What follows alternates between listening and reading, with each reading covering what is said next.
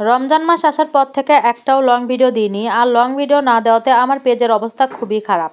আসসালামু আলাইকুম এভরিওয়ান, কী অবস্থা সবার, কেমন আছেন সবাই? আশা করছি সবাই অনেক ভালো আছেন।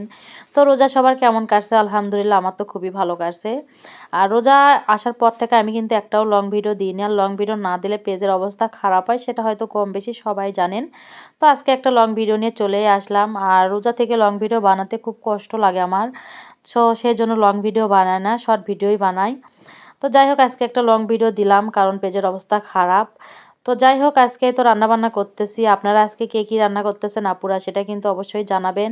আর আমি আজকে রান্না করব আলু ঘাটি, মানে হাঁসের ডিম দিয়ে। তো হাঁসের ডিম দেখেন সিদ্ধ করে ছিলে রাখছি, 3টা হাঁসের ডিমই রান্না করব, কারণ রোজার মাসে তরকারি নষ্ট হয়। আর আমি এটা সিয়ারির জন্য রান্না করতেছি, সেজন্য 3টা রান্না করতেছি। আপনাদের ভাইয়াটা খাবে, আমি একটা খাবো, আর আমার ছেলে একটা খাবে। তো যাই হোক, আলু ঘাটি করব। আপনাদের ভাইয়া যদিও বলে গেছিলো যে আলু ঘাটি না করে ডিমটা শুধু ভুনা করো। তো আমি আবার একটু ভাবলাম যে আলু ঘাটি করা যাক, ডিম ভুনা, শুকনা শুকনা খাবার ভালো লাগবে না। আমি এটার সাথে বাদাম ভর্তা করব, সেটা হয়তো আপনাদের দেখালাম, দেখতে পারছেন কি না জানি না। তো যাই হোক, আমি এখানে তো দেখেন সব কিছু জোগাড়পাতি করে নিয়ে একদম গ্যাসের চুলায় চলে যাব রান্না করার জন্য। তো চলেন রান্না করা হোক। তো এই তো দেখেন গ্যাসটা জ্বালিয়ে দিলাম, এখন রান্না করব। আর আমার রান্নার জায়গায় খুবই অন্ধকার, মানে অন্ধকার না, আলো ক্যামেরায় কেন জানি না অন্ধকার লাগে।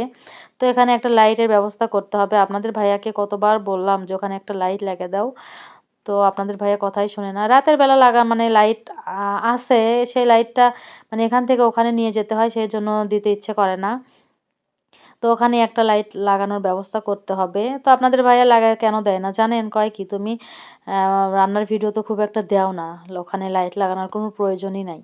তো মাঝে মধ্যে তো রান্নার ভিডিও কিন্তু দিতে হয়, যখন ভিডিও অন্যান্য ভিডিও বানাতে ভালো লাগে না, তখন রান্নার ভিডিও দিতে হয়। তো যাই হোক, এখানে দেখেন আপনাদের সঙ্গে কথা বলতে বলতে আমি তেল ফ্রাই প্যানের মধ্যে দিয়ে ডিমগুলোও ভেজে নিচ্ছি। আর হাঁসের ডিম আমার কিন্তু খুবই পছন্দ। আপনারা কে কে হাঁসের ডিম পছন্দ করেন সেটা কিন্তু অবশ্যই জানাবেন। এই হাঁসের ডিম আমাদের এখানেই একজন অনেকগুলো হাঁস পালে, তো তাদেরকে অনেক দিন ধরে বলে রাখছিলাম যে আমাকে হাঁসের ডিম দিস কিন্তু, মানে অনেক দিন ধরে বলছিলাম। তো এবার দিছে 7টা ডিম পারছে হাঁস একদিন। তো সেই 7টা ডিমই আমার কাছে দিছে। তো যাই হোক, সেই ডিমটাই রান্না করতেছি। হাঁসের ডিম আমার কাছে ভাজি ভালো লাগে না, শুধুমাত্র সিদ্ধ। আর এই দিয়ে সিদ্ধ করে তরকারি রান্না করলে বেশি ভালো লাগে। তো যাই হোক, এখানে দেখেন আমি ওই তেলের মধ্যেই জিরা দিয়ে দিছি। জিরা ছাড়া তরকারি তো, ঝোলের তরকারি একদমই ভালো লাগে না আমার কাছে। জিরা দিয়ে তেলানি খেতে অনেক মজা লাগে। তো জিরা দিয়ে, তেলানি দিয়ে, পেঁয়াজ দিয়ে, তারপরে তো পেঁয়াজটা ভেজে নিয়ে এখন আমি সব ময় মশলা দিচ্ছি।